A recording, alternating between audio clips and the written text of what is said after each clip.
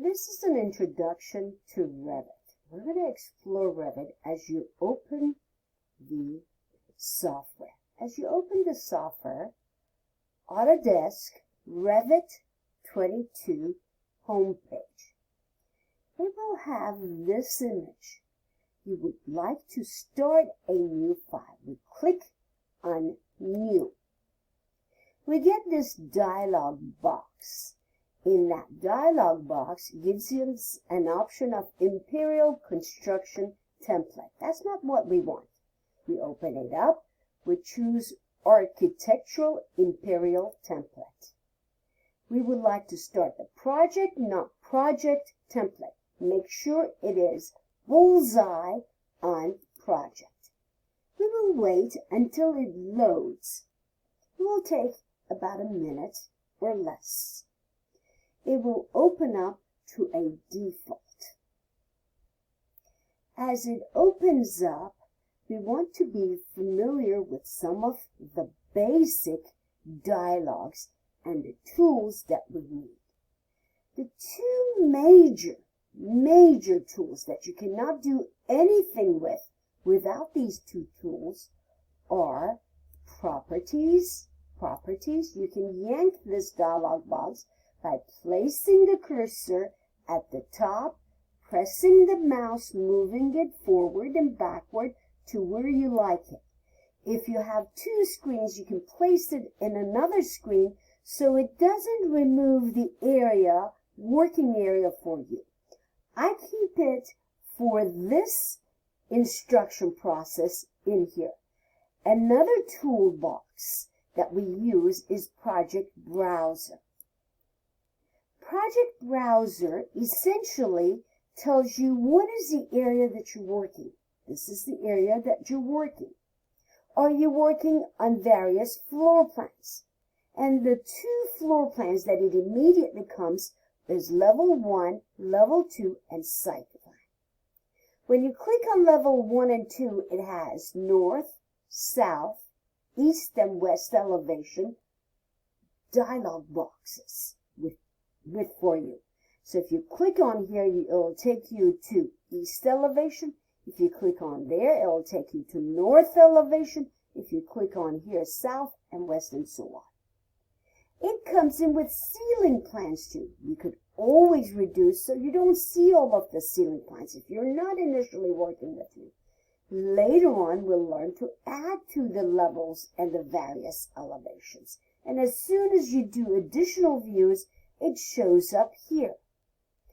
Project Browser, where we're looking at, what we're looking at. And as soon as we create something, it will show the properties. So, two major windows, two major dialog boxes are here. Properties, Project Browsers. What happens if you accidentally close this? Or as you were dragging it, you moved it and you wonder where you moved it. Where do you look if you exit out? You go up here where it's gray and you go where it says View. Look, View. And in the View, all the way to the right, watch my cursor, in the View tab, all the way to the right, User Interface is to your right-hand side. Pull it down, you need Project Browser, pops back up.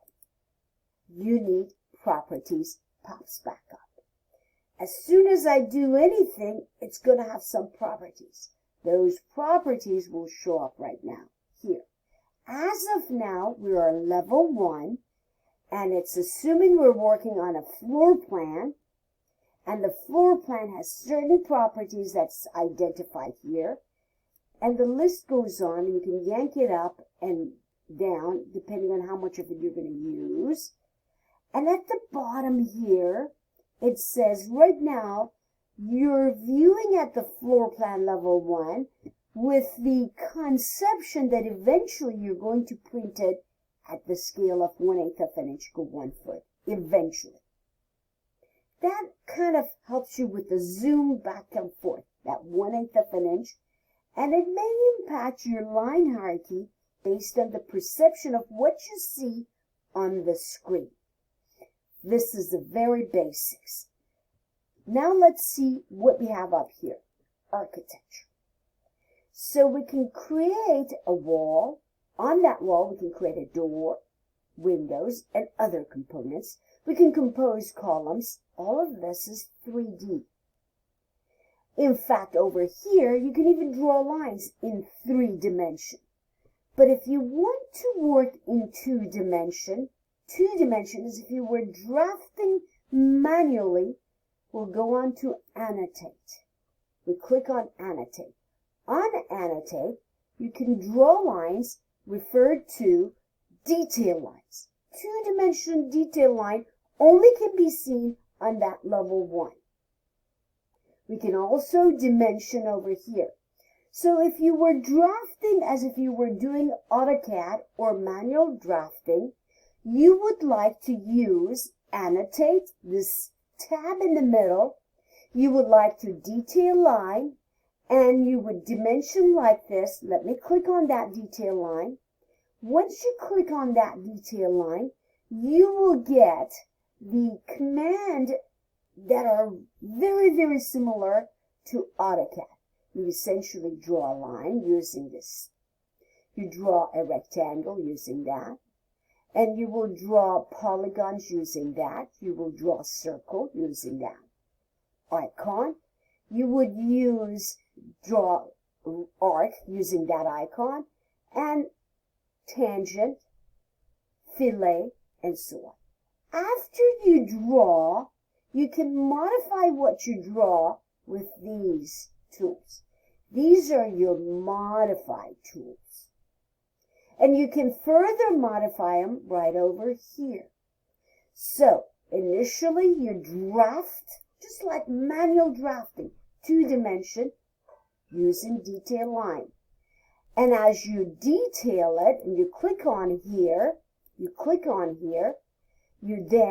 get that. If you hit it and it doesn't show up, you go where it's heightened up here, you click on that, there it pops here. So if you click on annotate and it goes away and you click here, it doesn't show up, move along the top, get to the tab where it says modify place detail line, and you get your tools back. This is the basics of how you get started with Revit. I am ready to draw a line. I click on here, very similar to AutoCAD. I get this cursor, which looks like a plus. I click anywhere, I get the stretch band effect, and it tells me if I'm going horizontal, 90 degree, or any other angle, and I can change those angles, and I can change the dimension this way, and as soon as I do a line, that line, this line, as I click it, it shows up in the properties here. It tells me that this line, as I click it, is 32 feet. It shows it me here as well. It's a property line of a thin line, and it is, in fact, a thin line that's made with annotation. That's a detail line, thin line, 32 feet. I can change the dimensions. We'll discuss that in the next topic. All I want to introduce you here, 2 issues. You can't get anywhere unless you have this dialog box of properties and project browser opened up until, if you are drafting 2-dimension, you will get familiar with annotate, detail line, get familiar with the tools you have here for drawing, get familiar with the tools you have here to modify, and further modification to the left. We will see you for the next segments of basic lessons in Revit. Thank you.